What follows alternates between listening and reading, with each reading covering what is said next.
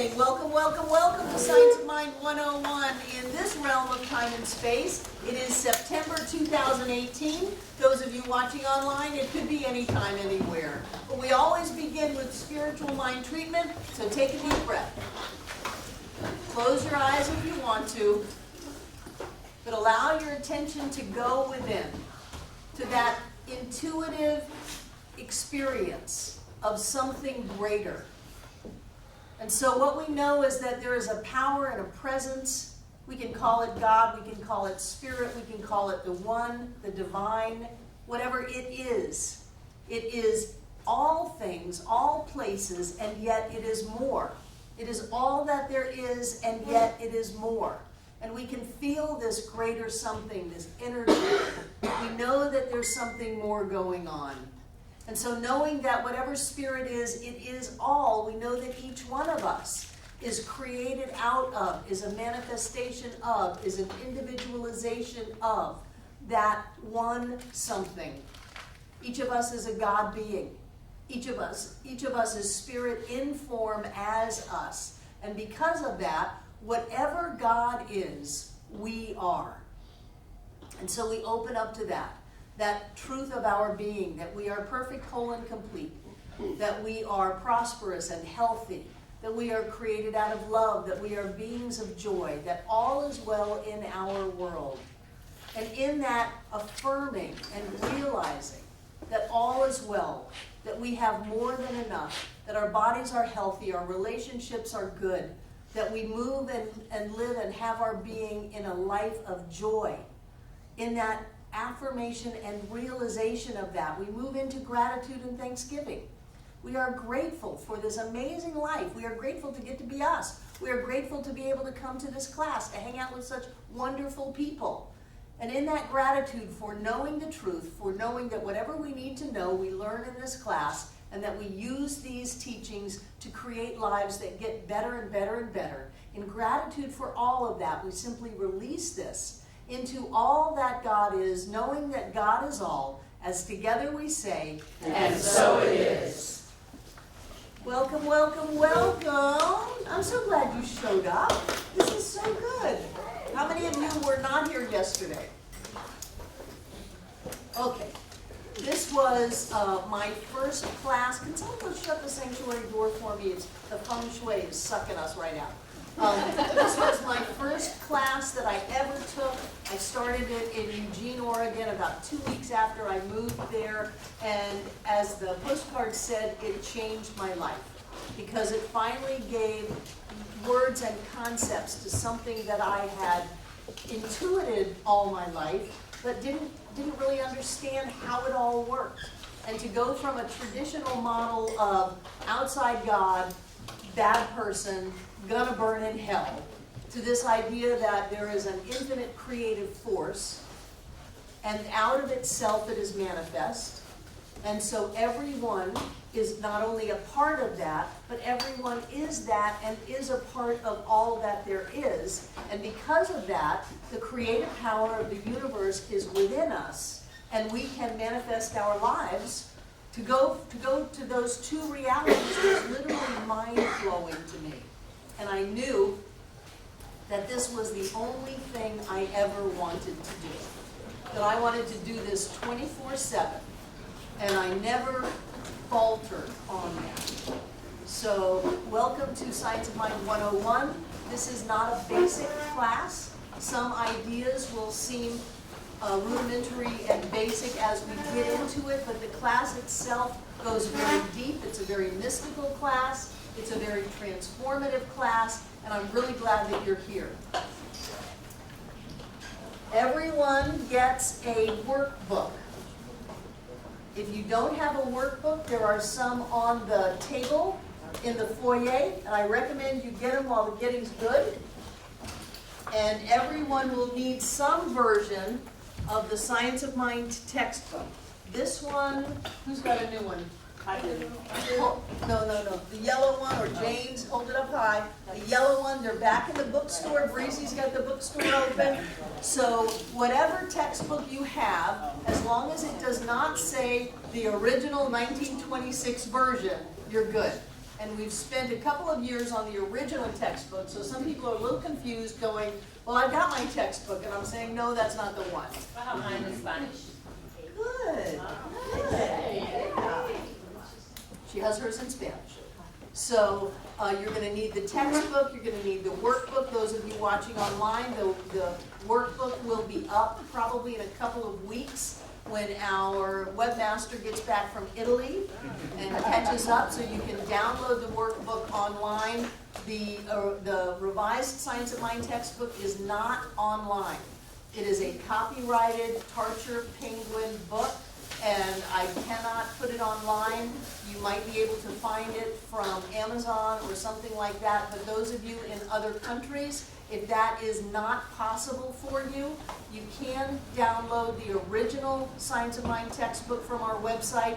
It will not match the study questions, but it will have all of the general ideas in it, and you will still get a lot out of that. So those of you who have no access to buying a book online, go ahead and download the original and just follow along as best you can, because all of the information is in the original. That is, well, that's not true. They cut some out. So all of the information that is in the revised book is in the original, except the original has some more that they cut out. So if you are taking the class and you don't make a class, you can watch it online. Usually when Devon is in the country, the classes go up on Wednesday, and you can tune in and watch and catch up. And there is homework to this class. You don't have to do the homework. Please come whether you've done the homework or not. But if you do the homework, you're going to get more out of it. And we will go over the homework. There are some exercises that you do at home and then come and talk about it. So this is a little bit of a different class. This is more of an academic class than the classes that I've been teaching lately, which are kind of Barbara winging it on whatever strikes her fancy at the moment, which has been fun. It's been 5 years since we've taught this class. So do you have any questions? Workbooks, homework, textbooks? Steve? Dates. It starts today, ends. It ends right before Christmas. And there might be a week that we go dark. I still don't have anyone to cover that yet. And it's an important class, and I'm not sure I want to miss it. So I didn't know I was going to the ministers' gathering, and my husband, who is the John of a different hat, just shared kind of how that is when we invited everybody here, and then I'm not going to the next one. Mary's back there going, yeah. So a couple of days ago, I got my tickets to Dallas, and the very first week in October, I'll be in Dallas, and we'll go dark that October 1st, or someone else will be teaching. Linville is going to cover for me later in the month, and she's going to do a prosperity workshop or something amazing that Lynn is going to do. It's not going to be a class, but it'll be something that we'll have so that you have something to come to. I can do the other class. Well, let me think about it, okay? Would you rather have something going on, or would you rather go dark and wait? Dark. Might be nice to have something different. Okay, well, you're going to have something different at the end of October. So we're going to go until, Steve, we're going to go until Christmas is what we're going to do, and I'm not sure about October 1st yet. Any other questions? Well, because the workbook just has through class 7. So is there going to be another workbook? Yeah, Science Mind 102. Yeah. There's a sign-up sheet. There's 4 segments to this. 101, 102, 103, and 104. And that'll take us through springtime of next year. It's really the old I don't know what it is. There's a sign-up sheet in the back. Please sign in if you're coming to class. And I ask you this because in 2 years, if you say, "Oh, Barbara, I want to take crack 1," and I go, "You don't have any prerequisite classes under your belt." "Oh yeah, I was there, but I didn't sign in." That doesn't show me a lot of practitioner character. So even if you don't think you're ever going to use this class, sign in anyway and get it on the record that you're here in case, as any time in the future, you say, I'd really like to have that credit. I can very easily give it to you. Kitchen cleanup. Do you like to have coffee and tea? Yes. Do you like to have snacks? Yes. Great. We have heard from the kitchen crew that they are committed to being in service on Sundays. And they are not committed to being in service on Mondays. So I would like to ask if we have some volunteers to clean up the kitchen, and I would like this to be a weekly group that is just volunteering to clean up the kitchen. If you're not here, I understand, so that we don't have to think about it, and so that no one is stuck in there at 9:30 washing dishes and they've lost their joy. So who wants to help clean up the kitchen? Chris, Betty and Troy, Lynn and Pegatha. I'm going to write your names down and then I'm going to take a picture of them. Jane raised her hand too.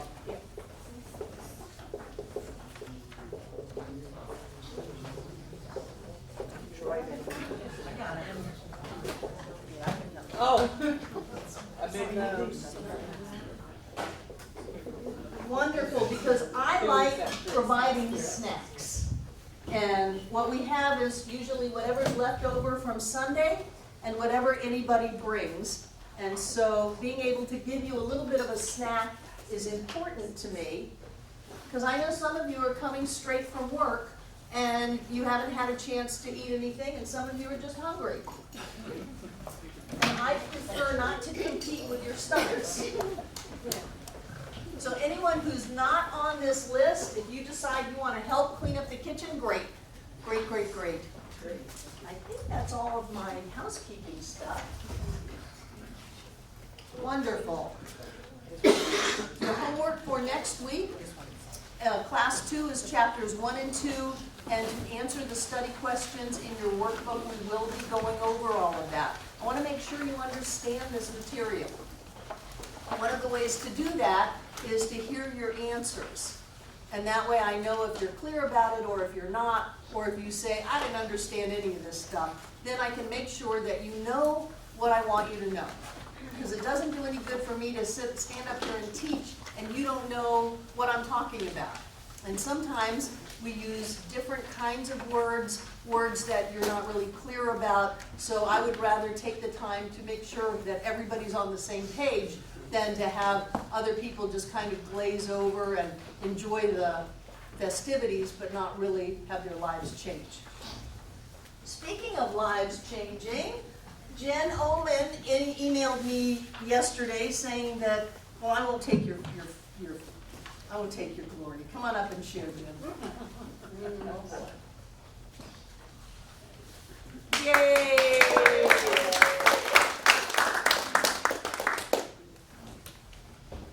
Hi.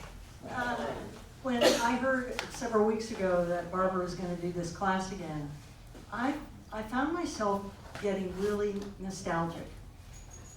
And I realized that it was 5 years ago today that I came here to this class. I had just moved recently to Asheville, and I had come to Science of Mind.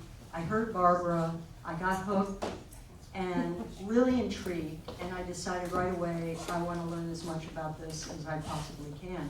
So I came to this class, and you know, as many of you know, what's happened in the last 5 years for me in terms of manifestation and life changes towards what I want has just been phenomenal. You know, everything from living in a beautiful home to walking with hiking poles and swimming over a mile 5 days a week, to riding a bike, to now manifesting my life purpose and my life dream, which is falling from the sky, which is just wonderful. And so many other things, but it all started for me here in this class. And so I'm just really excited for all of you, especially those who haven't taken this class and this is your first time with this material. It's astounding.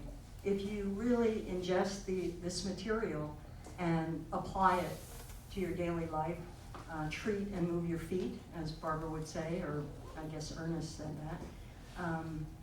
It's amazing what things can happen for you and how you can just manifest anything you want. So, congratulations for coming, and I'm thrilled to see you. Thanks.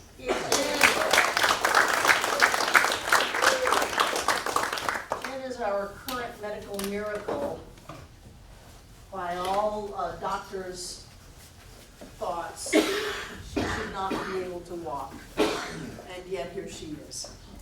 Mary.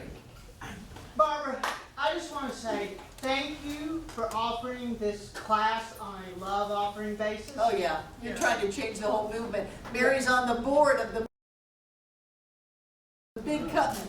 big organization, trying to get everybody to do this on a love offering. Whether you all know it, some of you do, but a lot of other centers charge for these classes a lot of money. And we are blessed by having Barbara give us this with a love offering. So thank you for all of this. We talked about that in the ownership class, which will be happening again on October 13th for all of you that are members, about how when you bring everything back to purpose, what is your purpose, then the choices to make are very simple. And our purpose is to spread the teachings of the science of mind all around the world. So the classes are on a love offering, everything on the website is free, and everything that we can do to support other centers. Kathy McConnon had her first gathering in Charlottesville Sunday. 14 people showed up for Science of Mind Charlottesville, and anything that we can do to support this because it's in alignment with our purpose. You're manifesting your purpose. And so when you get clear, then whatever the choices you make come in alignment with that clarity, and it's easy. Well, of course we're going to do this on a love offering, because my job is to teach you, not to make money off of it. If I'm clear, if this center is clear, this center will prosper, and the center does prosper. So when we are looking at, well, I want to teach 4 people for, hundreds of dollars a piece, or I want to teach 40 people for a love offering, I want to teach 40 people so that we can get this out here. It is my job to lift you. And as you individually are lifted, the center is lifted. When I have my peers say, oh, the center's going badly, I haven't got any money. Well, you're not doing your job teaching your people. You're not lifting your people, because the center is not separate from you. You are the center. And so it is my job to teach you how to have the life of your dreams. And the way that you do that is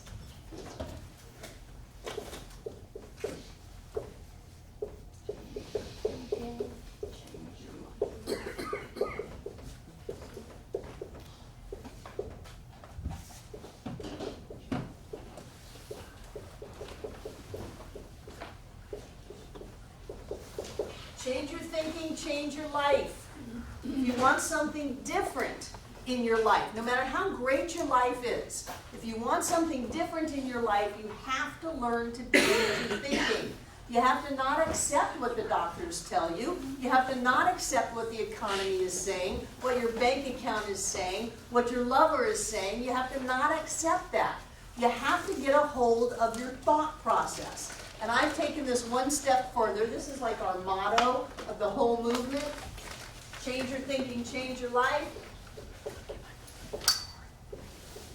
Change your life.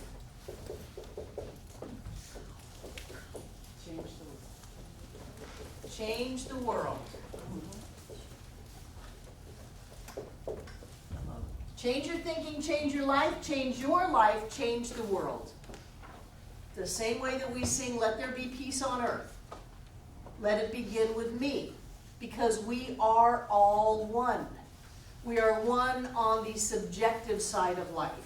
We are connected when we get beyond the idea of time and space, of physical form, of separate bodies.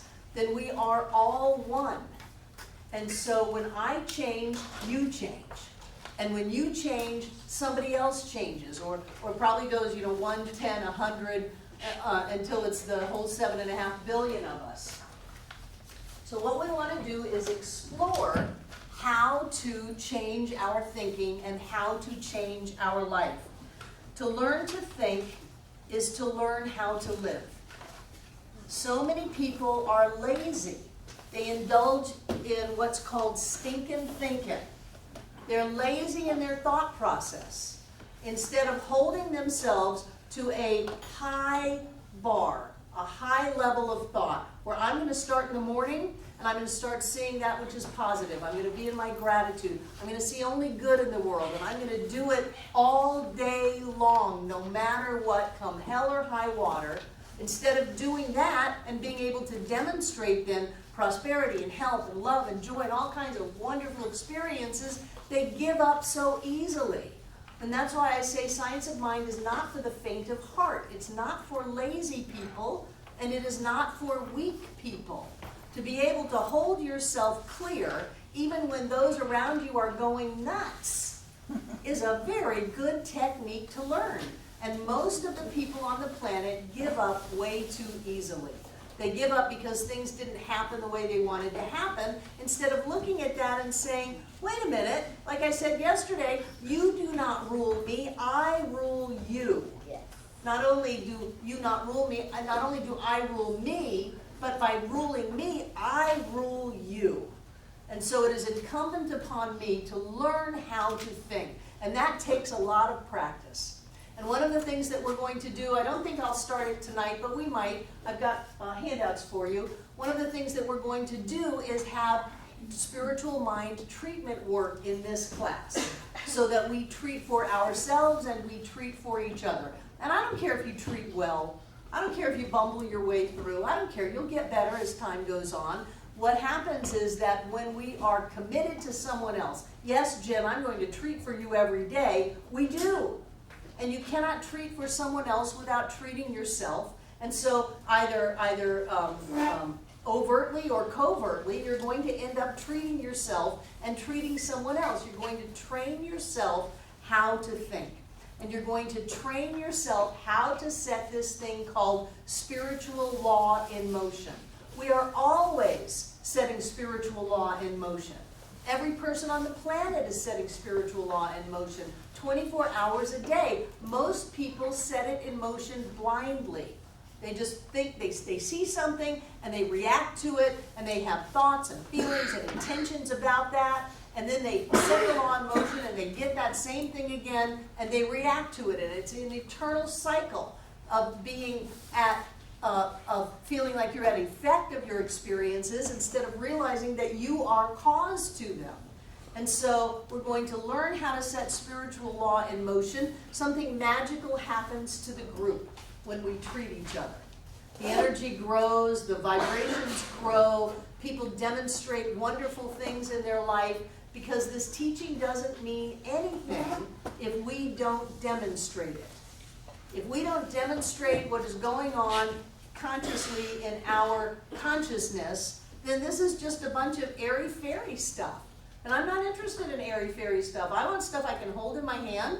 I want stuff I can put in my bank account. I want stuff that the doctors look at and go, this is what's going on, and I go, yes. I want stuff that I can live in life. And that means that I have to take responsibility for choosing the thoughts that I think, so that I can learn how to think and I can learn how to live. Most people think that they are never going to have the life that they want. You are very lucky in that you come to a place that says, well, of course you're going to have the life that you want. Of course you can have the life that you want. You get to have an amazing life because you are the point of creation. All the creation. I am addicted to sunrises. And I look at the sun coming up and I get this immense feeling of power.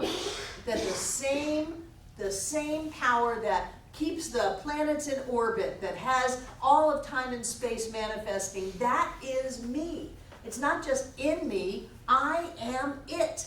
I command all of the power of creation within me. And so if I command that level of power, I need to get it together with my thinking, which is the steering wheel of the creation of my life. So one of the things that we're going to do is be very mindful of what we're saying. I don't want to hear it.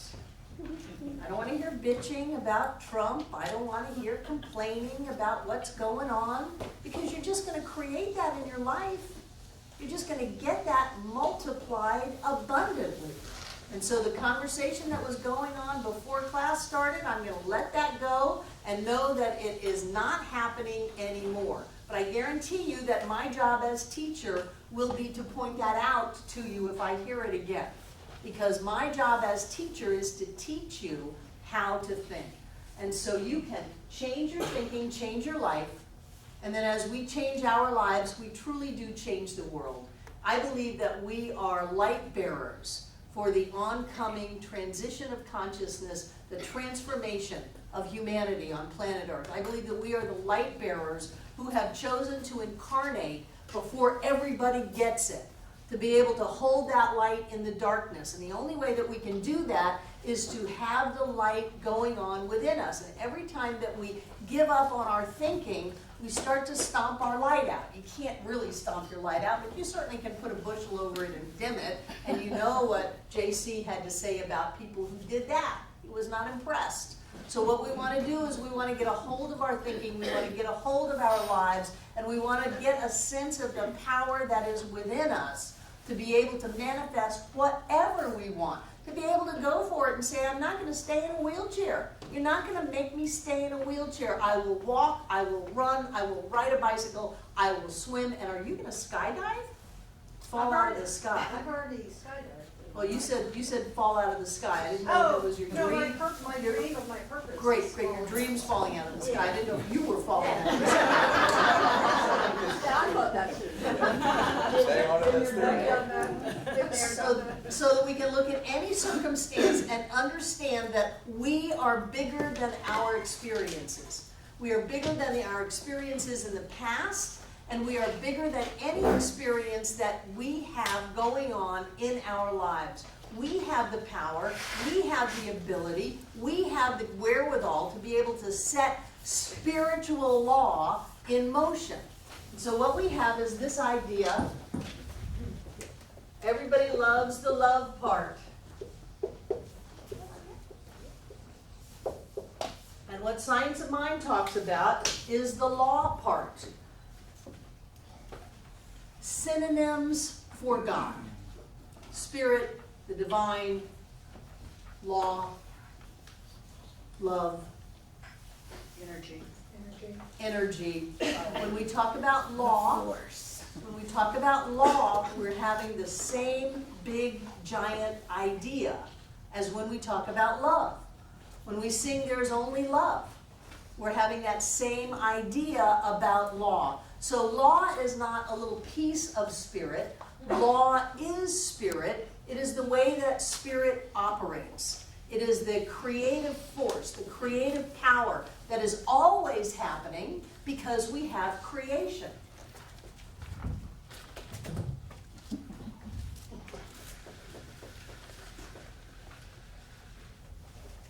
We have this idea of an infinite. What does an infinite mean?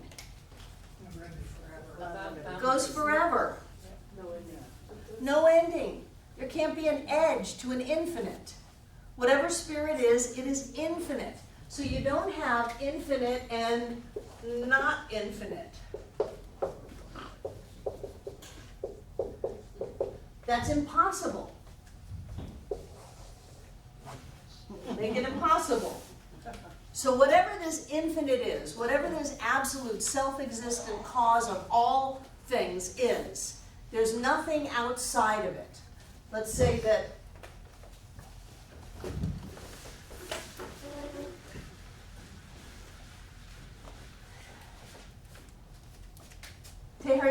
Meister Eckhart, God is a circle with no circumference, right?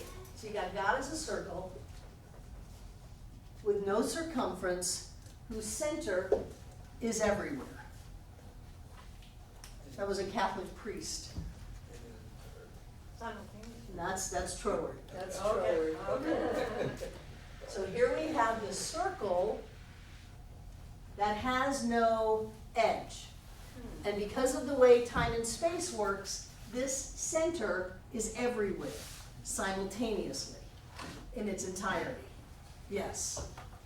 So when we have whatever it was that chose to move into creation, there was nothing that it could create out of but itself. It is the only thing that is.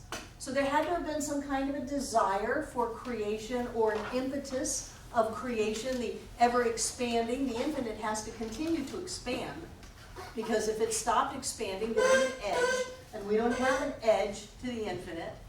So whatever it is creating out of itself by becoming that which it created, by becoming us. So not only are we spiritual beings, but we are made of God's stuff. And because the center is everywhere simultaneously in its entirety, then the whole of God is manifest as us now. People who think that God is outside of them has God and me.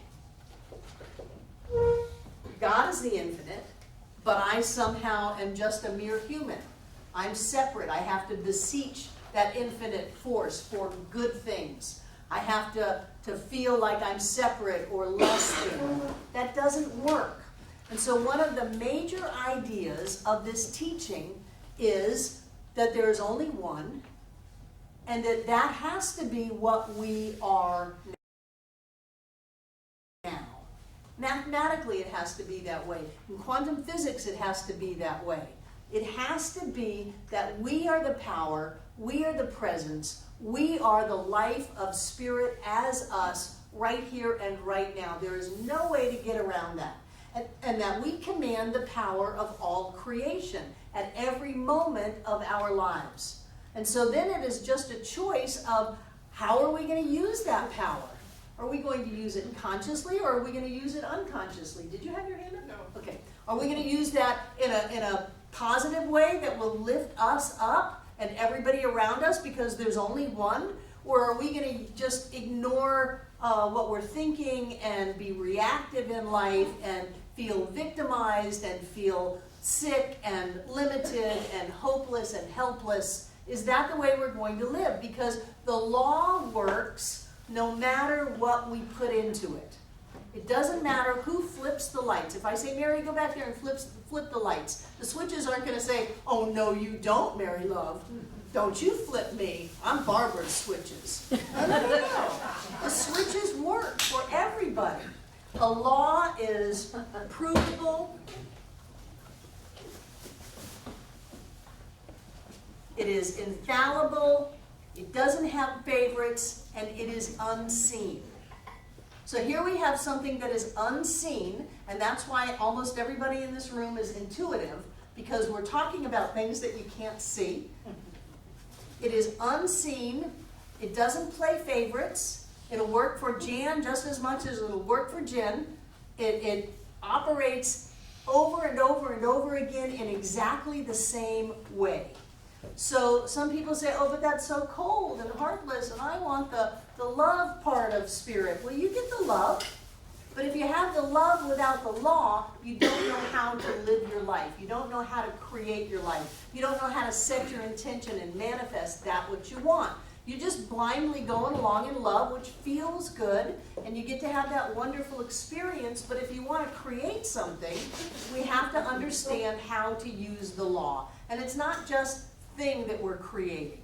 If we want to create peace, if we want to heal our family relationships, if we want to create joy in our lives, then that is all a direct use of law, as well as creating abundance and prosperity and health and wholeness and wonderful jobs and doors that open and the red carpet is rolled out and we just walk forward into our lives and everything falls into place, and you get the house in Asheville and you weren't even here, you're buying it on FaceTime. Everything falls into place because you have learned how to think.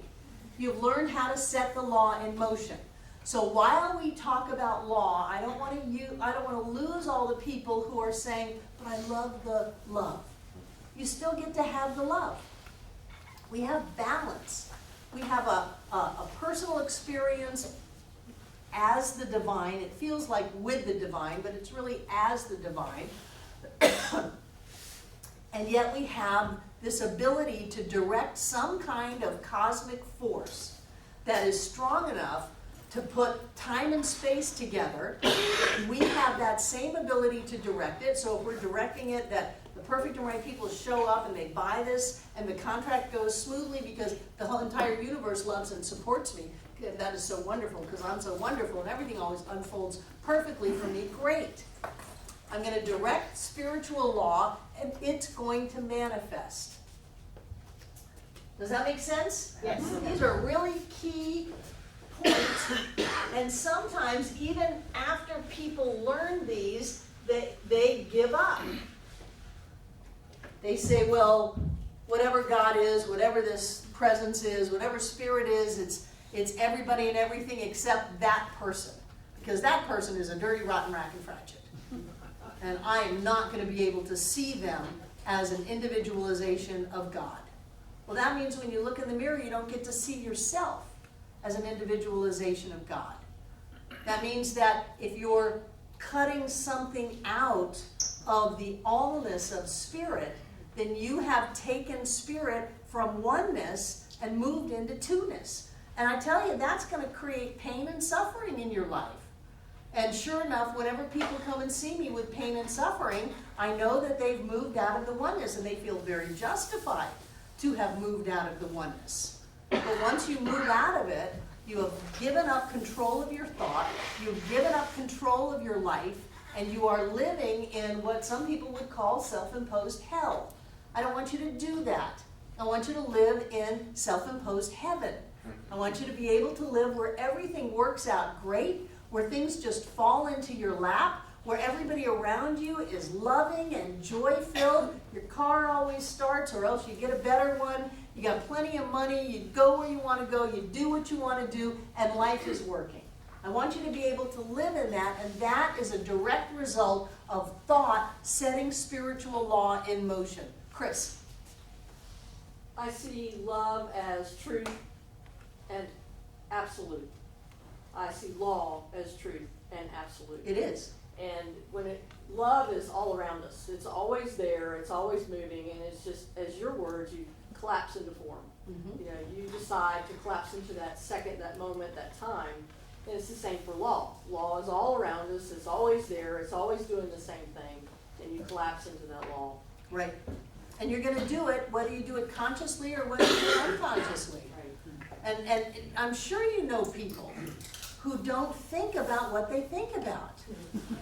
They certainly don't think before they say or post on Facebook. They are reactive.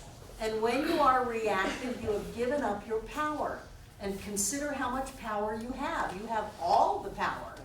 That's giving up a lot. And so what we want to do is we want to learn how to take command of that amazing point of God that we are and be able to use it in a constructive way to lift ourselves up and everyone else around us up. Because you cannot lift yourself up without lifting everyone else up. We are not separate individuals. So I want to talk a little bit more about this idea of spirit. Remember, spirit is the circle that has no circumference. So we'll just go ahead and take that out. One of the things that I find fascinating is that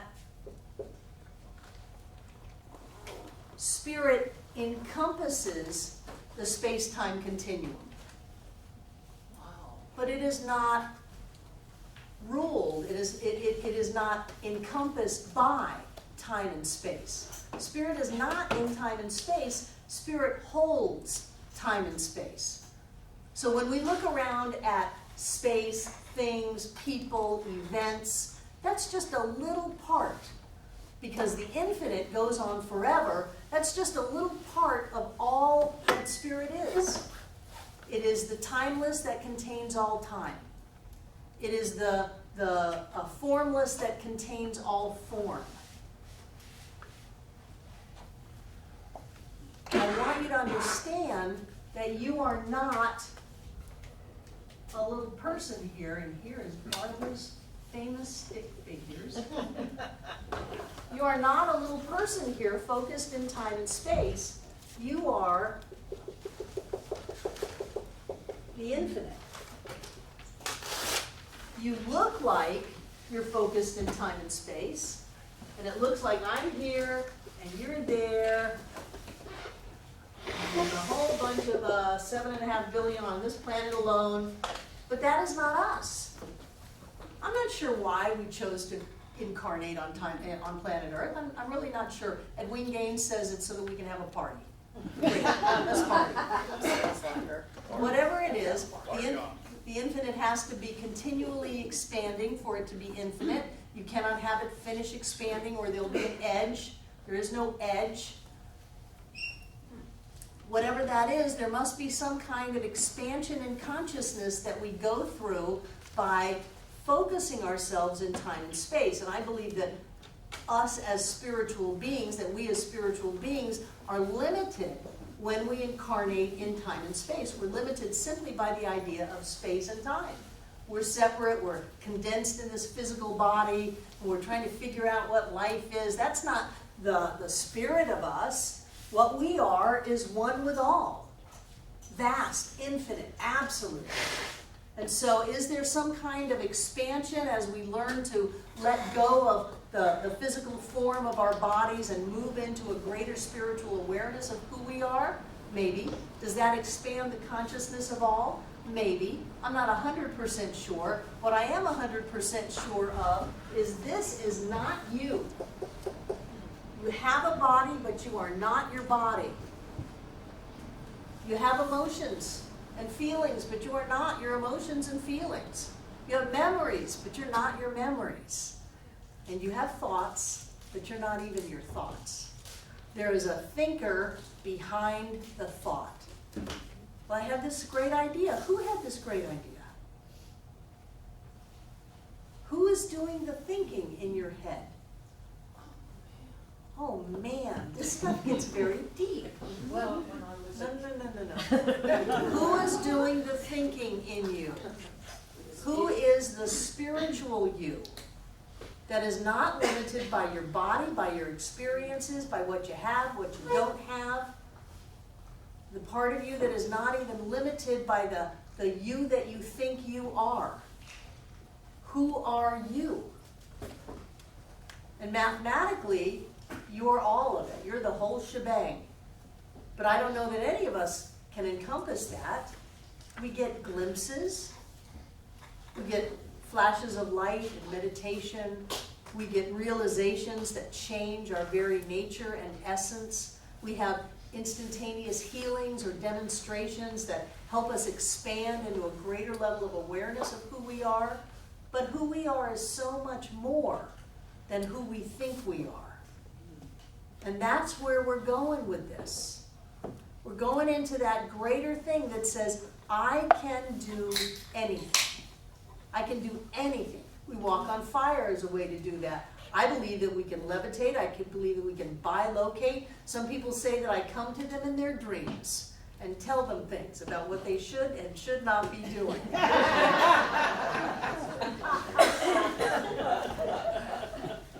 And when we start to get a sense of who we are, the greater us that we are, then we start to open up to this idea that says, I am not bound by anything. I was not created as a cosmic joke by some maniacal god, some deity up on a cloud that just likes to screw with people on planet Earth. And if you don't pass the pop quiz of life, then you burn in hell forever. That's not the case. There is a divine law of freedom. There is a divine law of expansion. There is a divine law of prosperity. There is a divine law of health. There's a divine law of love. There's a divine law of joy. There's not a divine law of pain and suffering. Thank God. Yes, it's not there. It is not there. How can whatever God is manifest itself as us and then go against us? It would go against itself. It'd be like a river trying to turn around and go backwards. It doesn't work. There is a movement in the universe. There is life. There is expansion. There is growth. There is love. There is joy. And that's in us because it is us. It is our absolute nature to be in our joy. I mean, really, do you believe that the infinite creation of the universe is miserable? Do you believe it's depressed? No. There is joy. There is love. There is beauty. Whatever it is, that is what we are. And so as we move forward into this idea of what the heck is going on here? What is this thing called God? What is this thing called spirit? What is this? How does it work? Who am I? And how do I fit in it all? I mean, these are just basic cosmic questions. What's going on here? And how do I fit? When we move past the idea that life is against us, that the universe is going to hurt us, and we come into a greater alignment that says, I am loved and supported by everything, by the universe and more. I am loved and supported by all of life. All of the riches are mine. All of the joy is mine. All of the happiness and the love and the health and wholeness are mine now. I don't have to do anything to get it. I don't have to change. I don't have to be good. I don't have to ask for forgiveness. I am it. It is me now. It is impossible for whatever spirit is to be against you. It is impossible for whatever life is to be against you. It is impossible. It cannot. It can only move with you, before you, support you, because it is supporting itself. So whatever it is that you are choosing to do in your life, whether you're choosing just to be a little happier, or whether you're choosing to change your whole life like Jen was, whatever it is that you're choosing to do, you've got what it takes. You've got that and more. You have the support of all of life right at the point of you. And for me, that asked me to really reevaluate who I thought I was and what I thought I deserved and what I thought I could have. Because when I first came into this teaching, I felt very poorly about myself. I didn't think I could deserve anything. My God, I was on food stamps and welfare and giving plasma twice a week. Yeah, not twice a month, twice a week to try to survive. I didn't think I deserved to have all of the riches, all of the joy, all of the happiness of life. I didn't even think I deserved to have enough food to eat. So it calls us to question who we think we are. And when we start questioning who we think we are, we have to open up to a different idea. Because anytime you question anything, then you're opening up to a greater idea. Do you see how that happens? Once you start to question it, it no longer owns you. You've started to question it. I used to have a bumper sticker that said, question authority. Question it. Challenge it. What are those ideas that told me I should be small and should be punished in this life? What is it that's going on inside of me? Do I want to keep that, or do I want to throw it back into the nothingness from whence it came? Do I want to move out of hell and move into heaven? And to do that, we have to learn how to think. Not just once a day, not just twice a day, but all day long.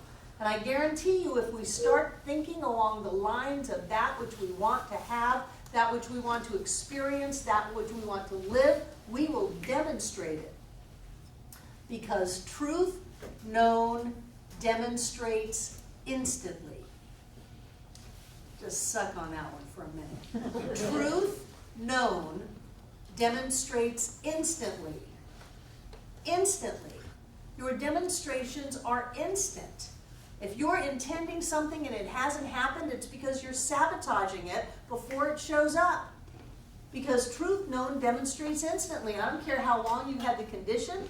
I don't care how many people are bugging you. I don't care what the circumstances are. Truth known demonstrates instantly, and you have the power. You have absolute power. So if you want to create, hell on earth, it's yours to create. If you want to create heaven on earth, it's yours to create. What is incumbent upon us is to begin to see the world differently. And for me, that always started with whatever God is. Because I was raised with a God that personally did not like me.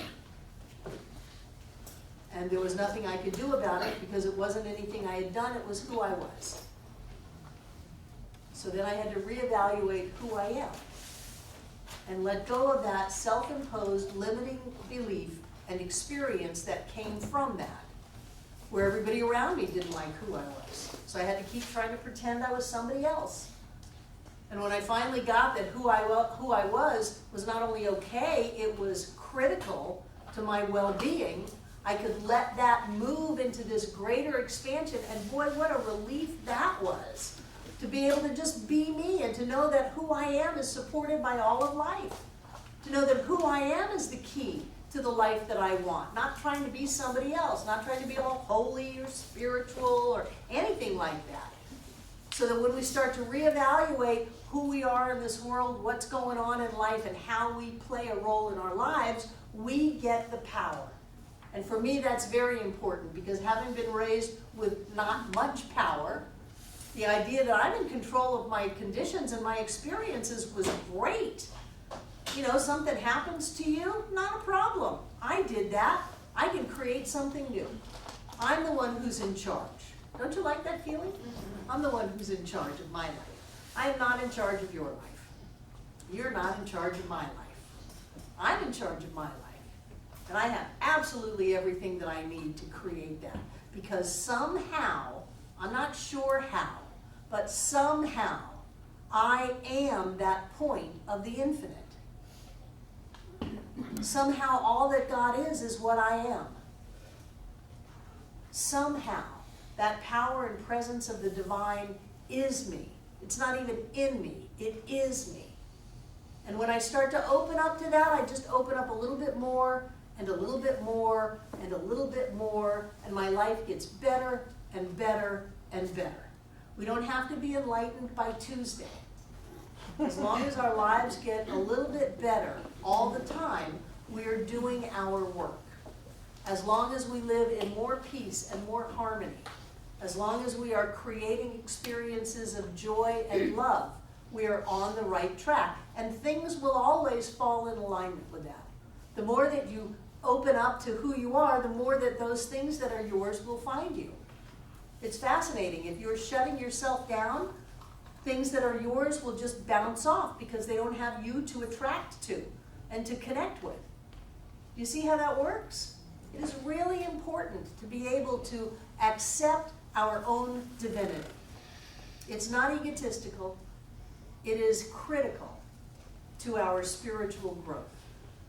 So what we do in this class is we poke at it, we prod at it, we open to it, we let it in a little bit more and a little bit more and a little bit more, and we watch it show up and watch it show up and watch it show up. None of us have to live with anything that we are not comfortable with, whether it's people, whether it's circumstances. We are not created to struggle and suffer in this life. It is not God ordained. What is God ordained is joy. It's love, it's happiness, it's prosperity and health.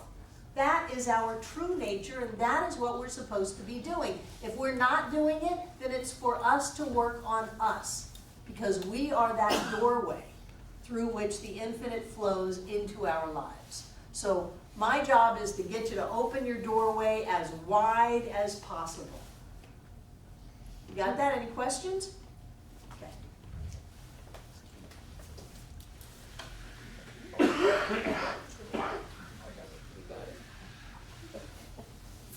We have conscious, and we don't use the word subconscious, we're going to use subjective. I like this word because it is subject to. The subjective is subject to the conscious. But don't be fooled, the subjective is what has all the power. So we have individual and universal. Keep in mind, they used the word universal at a time when they thought the universe was all that there is.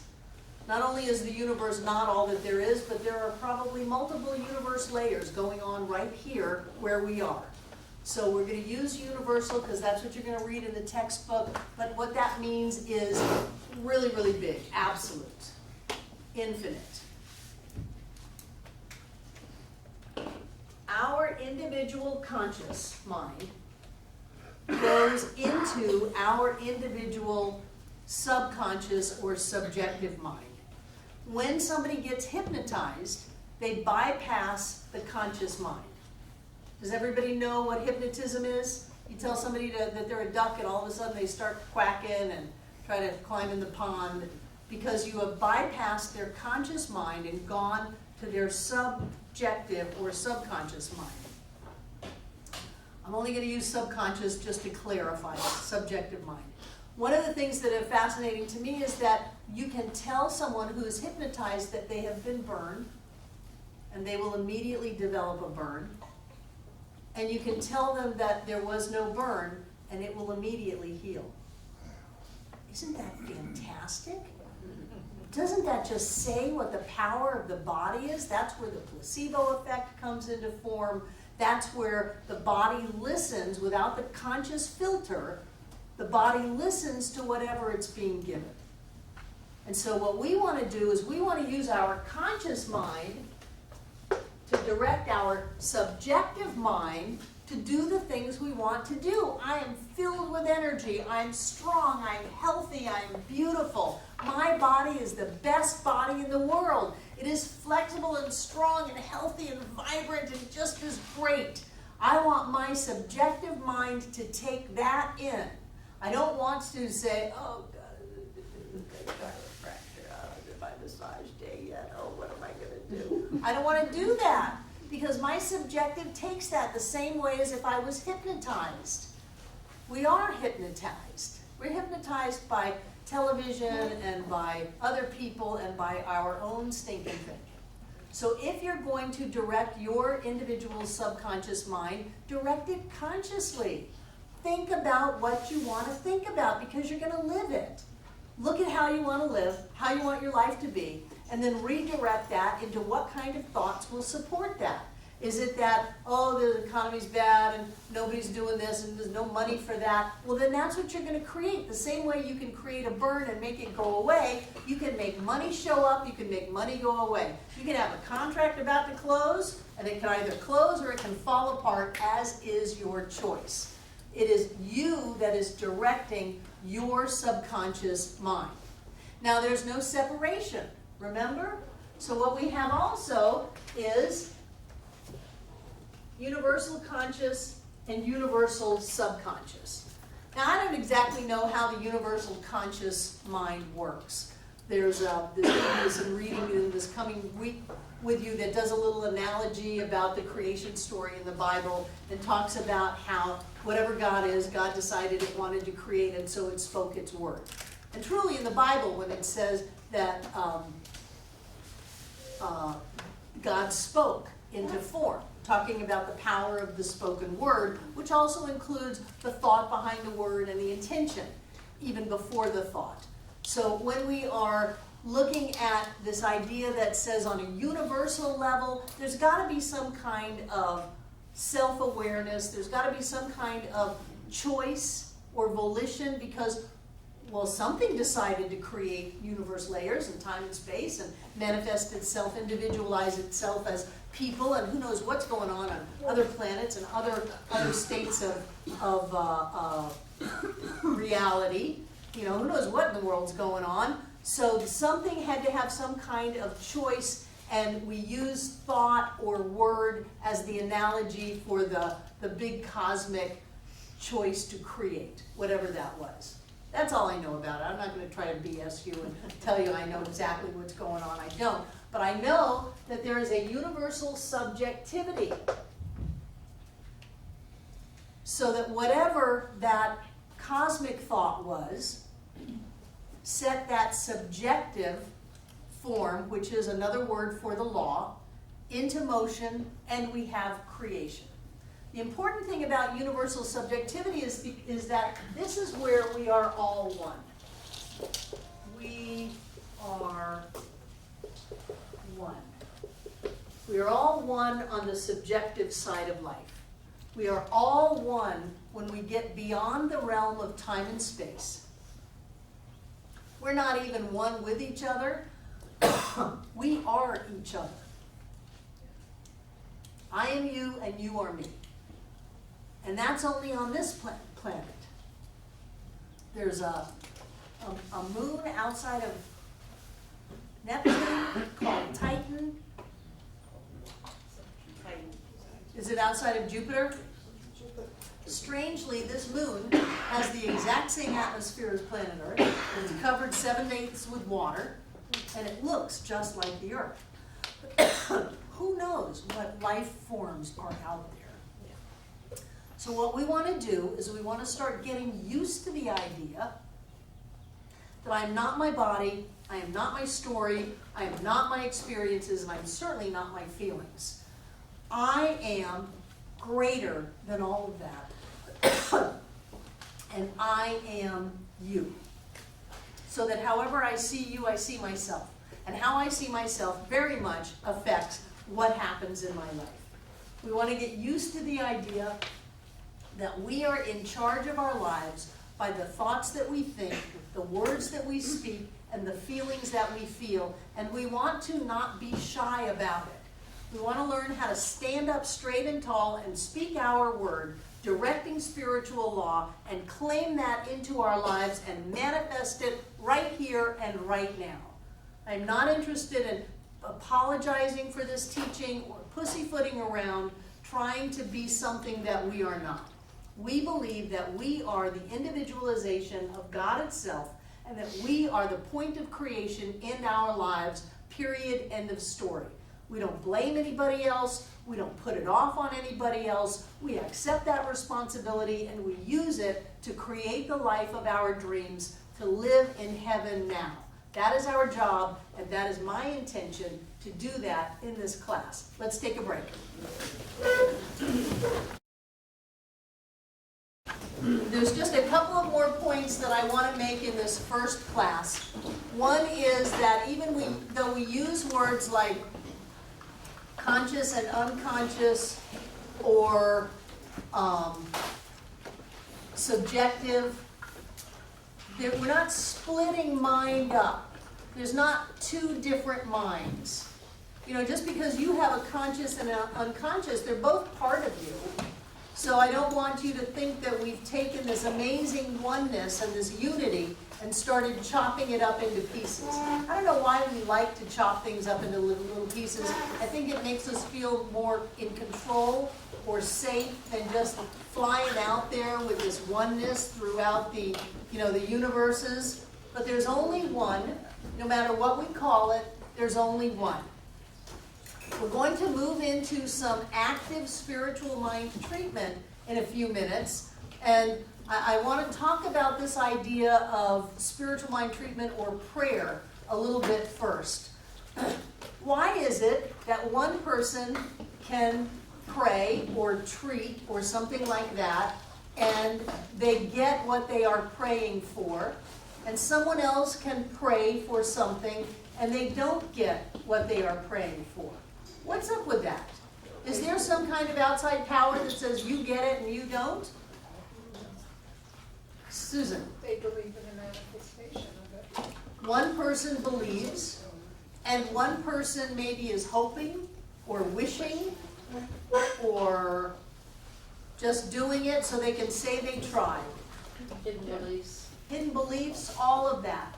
So one of the things that Ernest says in these first chapters that just is very meaningful to me is that the answer to the prayer is in the prayer when it is prayed. So the same thing is with treatment. The answer to the treatment, or the demonstration or manifestation of the treatment, is in the treatment when the treatment is given. So what does that mean? Rick? This is really odd, because I was just reading this before I came to the class. There's only one mind. So if one doubts his ability to give an effective treatment, he should specifically treat himself to remove this doubt. Up here, it says when one gives a mental treatment for right action and does not believe that right action will be the result, he makes his own treatment negative. Right. If you give a treatment and you don't believe it, then really not only have you not given the treatment, but you've given a negative treatment. You're worse off than you were before, because you've given a treatment of unbelief, that this isn't gonna work. If you don't believe that these principles work, they appear not to work it doesn't work by appearing not to work. It is still working. But if you say, this isn't gonna work, then law says, okay, this won't work for you. But it's working, even though it's saying it doesn't work. Because we directed it to say it doesn't work. So we can create being in this amazing teaching and having, well, this doesn't work for me. Well, that's because our belief is that it doesn't work for me. And so even though we have the entire universe at our beck and call, it won't work. But it actually works by appearing not to work. Does that make sense? Yes, very important. So when you are either praying, because I know a number of people who pray very differently than I do. My first mother-in-law was a Sicilian, 100% Sicilian Catholic. And she knew that if she lighted a green candle to St. Anthony, by the time it burned down to the bottom, she would get what she prayed for. And so that belief is what demonstrated. It wasn't the candle, it wasn't St. Anthony, it was the belief that if she did this, it would work out. So when you pray or when you do spiritual mind treatment work, then the answer or the demonstration is in the treatment. And that demonstration is the knowing and the belief that it has already occurred, that you already have it, that you're already experiencing it, that it has already occurred. So when I break you up in a few minutes to be partnered with people, and again, you do not have to be an expert treatment person. I'm going to give you a cheat sheet, which I'll start passing out right now. And that gives you some examples of the 5 steps of treatment and things that you can even say. So what you're going to want to do is you're going to want to practice this. And whatever level you practice it at, you are getting more good in your life than if you didn't do it. So this is a crash course in treatment work. The key thing is to have the belief. You want to get to a place, and with someone else, it's usually easier than if it's yourself. Let's say I'm treating for Terry. It's easier for me to know something about Terry than it is for me to know something about myself. So rather than fight that, we're going to work it. I'm going to know this about Terry. Terry's going to know this about me. And we're going to do this every day during the week. As things show up in your life, call your treatment partner. Clue them in. The Publishers Clearinghouse just knocked on my door. The doctor took another x-ray and said they must have made a mistake. Whatever it is, call your person or talk to your person and let them know all the wonderful things going on. We give it steps just to have some structure. But really, if you could just look at someone and see the presence of God, that's a treatment. That's a treatment. Steps of treatment.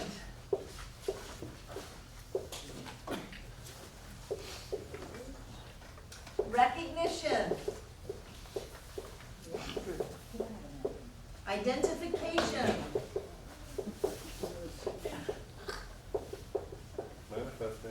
Affirmation. Or realization. Gratitude, my favorite. And release. Recognition of the power and the presence of the infinite spirit, the one universal cause. Recognition that love is all there is. Recognition that spirit is all that there is. Recognizing that something bigger than what we consciously think is going on. So what are some recognition phrases? Recognition is it. Recognizing. No, that's identification. Recognizing spirit. The spirit dog. Spirit is all there is. Spirit is all there is. Basic one. Yeah. You can start off with that, but I will expect you to move on as time goes on. Spirit is all that there is. What's another recognition statement? God is the power and the presence of all there is. God is the power and the presence of all that there is. The second step is called identification. It used to be called, and some still do, unification. My question has always been, in oneness, what the heck are you unifying? You have to have two things to unify. So let's not separate so we can bring back together. Let's identify us as what? One. As one. So what is an identification statement? I am. I am God. What else? I am spiritual being. I am a spiritual being. I am a part of all that there is. I am the individualization of the divine, in me, as me, is me now. Whatever it is that you want to say to get that sense of connectedness, of being aware of your true identity, is where we want to go. And then we are either going to affirm or realize. Realization is just when you got it. I got it. That's a realization. When we are affirming, we are knowing that this thing is so now. It's the truth. It's the truth.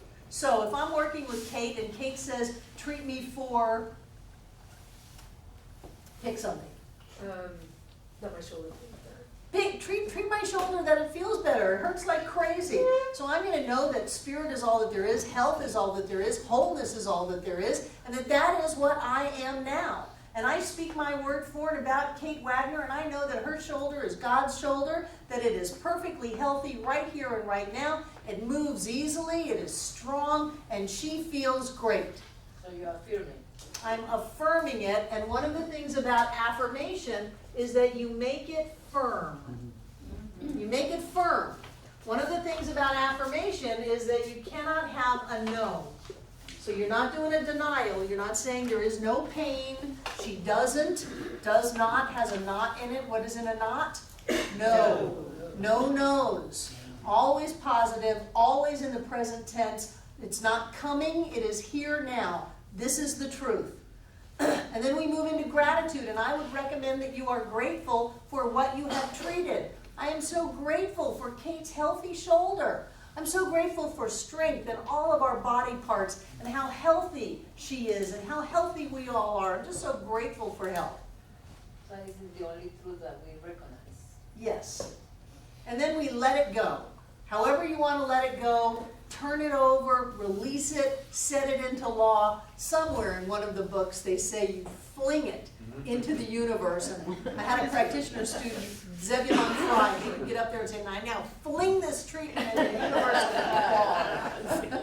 I think you want to be playing Frisbee or something. So however you're going to let it go, let it go. But I do want you to do treatment work with your partner, and as time goes on, you'll get better at it. You have example phrases on your paper. You can read those. It's okay with me. And let yourself move into that awareness for someone else. And then my recommendation is tomorrow when you're at home treating your partner, treat yourself. Know that your life is going great, that you're healthy, that you're prosperous, that you live in love and joy, and that everything is working out wonderfully. It's amazing what that little bit of directed energy will do to create miracles in your life. I've seen it happen over and over and over again. So what I would like you to do is find a partner. You're going to pick an A and a B. If I'm A and you're B, then I as A am going to ask Terry what she wants. She's B. What do you want, Terry? What do you want me to treat for? Well, I want you to treat for Good health. good health. So I will do a treatment. And please don't have a whole story. And don't have a big, long, complicated thing. We're learning. You get one thing. That's it. No story, one thing. So I'm going to treat that Terry is vibrantly healthy in every cell of her body, every organ, every system, that all is well in her world. And then after I'm done, do the treatment on the spot, then Terry's going to say to me, Barbara, what do you want me to treat you for? What would you like me to treat you for? Treat that I'm always happy. Treat my joy, because that's really what I'm about, is the joy. Everything else is a stepping stone to the joy. So then on the spot, you're going to do a spiritual mind treatment for me. Right then and there. None of this will catch up down the road. Do it on the spot, because my experience is if you don't do it in the room, you're not gonna do it. Any questions? Go to it. Couples don't do it together.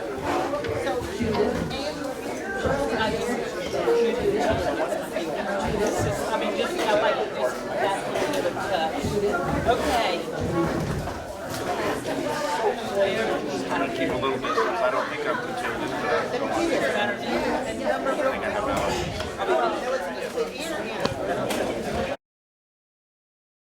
A learning experience, and we learned some important things, so let me go over them with you. First of all, the practitioner treats the practitioner. You are treating you.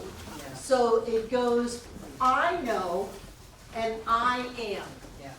You leave your partner out until the third step.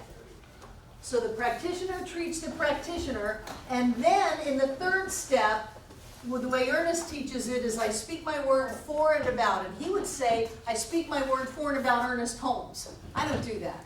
I just go to I know. But if I'm treating someone else, I speak my word for Chris. You could go, this treatment is for Chris. Or I know about Tim. That kind of a thing. You're giving it to the person, but like the oxygen masks on the airplane, you have to take care of yourself before you can help someone else. So you know that spirit is all that there is, that you're a spiritual being living in a spiritual universe, that that is what you are, that the depths of you and the heights of you are spirit itself. Now you've got your oxygen mask on, and you can turn to someone else. So now I know for Dee, I know for Sarah, I know for this person or that person. You never know for you. As soon as I know you, Terry, have this, I am not doing a spiritual mind treatment. I am having a conversation. So I do not know for you. I know about this person. I never use the word you in a treatment because it's not a treatment. It's a conversation. That's why I encourage you to close your eyes so you're not tempted to be in relationship with this person. So you're not tempted to talk to them. Get away from the personality and move into your clarity of knowing. So it's I, he, she, I. I am grateful and I release it. If you want to know that David is a manifestation of spirit, great. Know it in this third step, not the second one. The second one is all about you. And when you're clear that God is all that there is and that is what I am, then you can know the truth. Then you've got the doors of creation flung wide open. And so as you speak your word, it goes right into spiritual law. The nice thing about oneness is we can treat each other and have stuff show up in somebody else's life. It's excellent. Also, consider getting your partner's phone number. And as things happen this week, give them a buzz. Say, oh my gosh, this amazing thing happened. Your treatment demonstrated, and I'm just so happy I wanted to share it with you. If you don't want to get their phone number, you don't have to. But at least next week, tell them what has happened, that all these great things showed up this week. Yes, Breezy? So we're not needing to call each other to treat with each other every day, just No. treat on your own? Treat on your own. Okay. Treat yourself about that person every day. And while you're at it, treat yourself. Just go for it. Manifest all these great things that you want in your life. When you get into that zone, you just clicking them out. It's amazing. It's wonderful. Also, this is practice. Do not beat yourself up. Do not hold some idealized image. Well, I don't sound like one of the practitioners on the stage. You're not supposed to. You're doing a treatment. You're learning to treat. It is the most powerful activity I have ever come in contact with in my life, is learning spiritual mind treatment. But the only way that it works is if you do it. So do it every day. Treat yourself, treat your partner. And then come back next week and watch all of the great things that have happened. It's wonderful. Any questions? You did good. Did you feel the energy in the room build? It's wonderful. It is wonderful. So right here and right now, whether you are licensed or not, you are practitioners because you are practicing spiritual mind treatment. So practice it. You'll get better at it. Things will show up. You'll have great faith come from all of this because you'll speak your word, something will happen. You speak your word, something will happen. You'll speak your word and something will happen. It's a wonderful, wonderful thing to do. Okay, take out what you're going to give.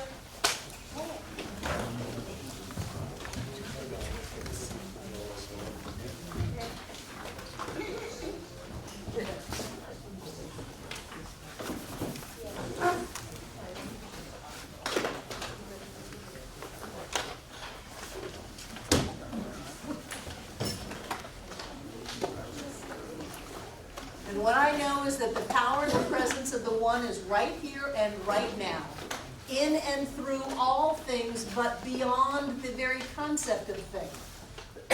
I know that Spirit is infinite. Spirit is absolute. Spirit is that which creates by showing up as the creation. And so I know for myself that I am the individualization of Spirit as Barbara Waterhouse. I am infinite. I am universal. I am all-powerful. I am all-knowing. And I know that that expansion in consciousness touches everyone in this room. And so I speak my word as the Word of God for and about every person here. I know that we are blessed. I know that we prosper. I know that we are healthy, we are loved, we are happy, and we are successful. I know that the doors open up for us and our way is made clear. We have everything that we need, and everything in the entire universe comes together in concert and in harmony to support us in every way. And with great gratitude for this teaching of Science of Mind, for all of the blessings that we have, with great gratitude for every person in this room, I release this treatment into all that God is, because I know that God is all. And together we say, and so it is.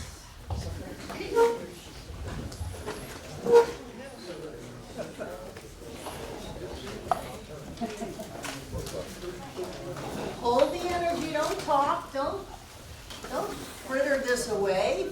Don't you know that there is money flying around this room right now? Because as you give, you receive. And so we open up now to all of the blessings that are here for us. We are not as weak as our weakest link. We are as strong as the strongest one among us.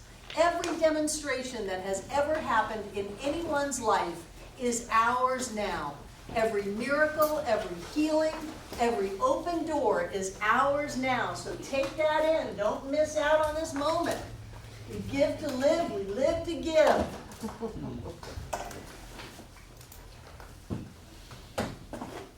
And I know that everything in these baskets is blessed, because every time we give anything, that which we are goes with our gift. It may look like a piece of paper, but that is us. That is Spirit in its totality in form as us. And so I see it in my mind's eye as golden light pouring forth from us, filling up this room from the floor to the ceiling and all between the walls. This air is rich and blessed with God as us. And as Spirit moves in our lives, things happen. Right here and right now, we are touched, we are blessed, and we are healed. And that energy cannot be contained in a room, no matter how great. So off it goes to circle this world, to touch, to bless, and to heal every being on this planet. Always here and always now, touching every one of us here tonight, everyone who has ever been here, and everyone yet to come. And so it is. I love you guys. Have a wonderful week.